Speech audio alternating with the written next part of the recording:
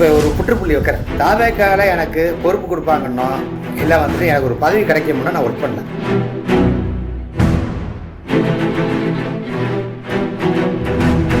இப்போ வரைக்கும் இந்த நிமிஷம் வரைக்கும் ஒர்க் பண்ணிக்கிட்டு இருக்க ரீசன் வந்து என்னுடைய தலைவர் எனக்கு நிறைய உதவி பண்ணியிருக்காரு. அந்த நன்றி கடன் ஏதாவது ஒரு விதத்தில் நான் பண்ணணும்னு நினைக்கிறேன். அதனால தான் இப்போ வரைக்கும் ஓடிக்கிட்டு இருக்கேன், எல்லாம் பண்ணிகிட்டு இருக்கேன்.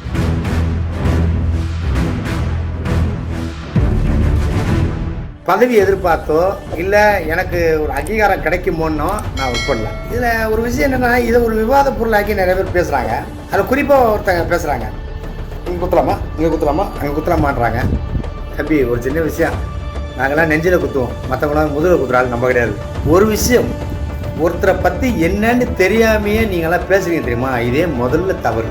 என்னை பற்றி உங்களுக்கு என்ன முழுமையாக தெரியும்? பெரிய மனுஷன் ஒரு இன்டர்வியூலையோ ஒரு சபையிலோ எப்படி பேசணும் அப்படின்றது என்னை விட அவருக்கு நல்லாவே தெரியும். நான் யாரை பற்றியும் யாருடைய பேச்சுக்கும் எதுவும் பெருசாக ரெஸ்பான்ஸ் பண்ணல. எல்லோருக்கும் வணக்கம், நான் தான் உங்கள் தாடி பாலாஜி பேசுகிறேன். இன்றைக்கி தமிழ் கடவுள் முருகருக்கு உகந்த நாள், அதாவது வந்து தைப்பூசம். இந்த தைப்பூசத்தன்னைக்கு உங்கள் எல்லாருக்கும் என்னுடைய மனமார்ந்த தைப்பூசம் நல்வாழ்த்துக்கள்.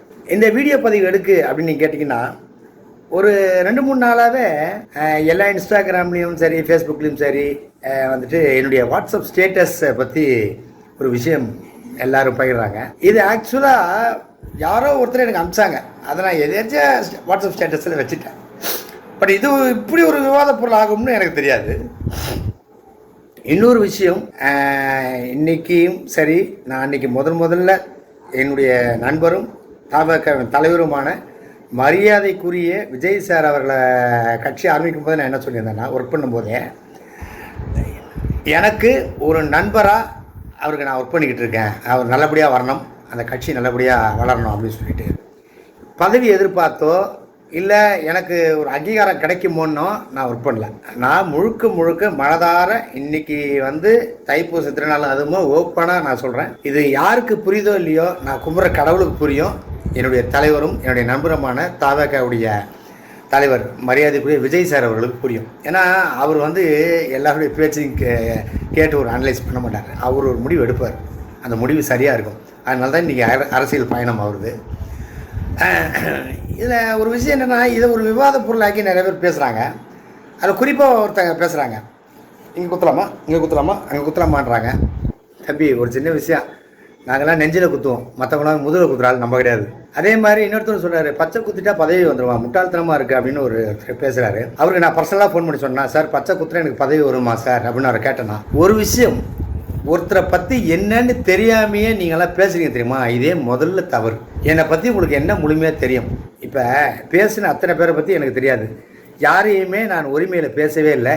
இதை நான் ஆரம்பத்துலேருந்தே பண்ணுற ஒரு விஷயம். அதை தாண்டி என்னுடைய தலைவரும் நண்பருமான விஜய் சார் வந்துட்டு இதுதான், யாரையுமே இது வரைக்கும் உரிமையில் பேசுனதே கிடையாது. அவர் நடிகராக இருக்கும்போதும் சரி, இப்போ தலைவராக இருக்கும்போதும் சரி, வார்த்தையில் ரொம்ப கவனமாக இருப்பார். நான் எங்கேயாவது சின்ன தப்பு பண்ணிடக்கூடாது, இதனால் விஜய் சாருக்கு ஏதாவது தவறாயிடும்னு பார்த்து எல்லா விஷயமும் பண்ணுறேன். இன்னொருத்தர் சொல்கிறாரு, நெஞ்சில் பச்சை கொடுத்துருக்காரு.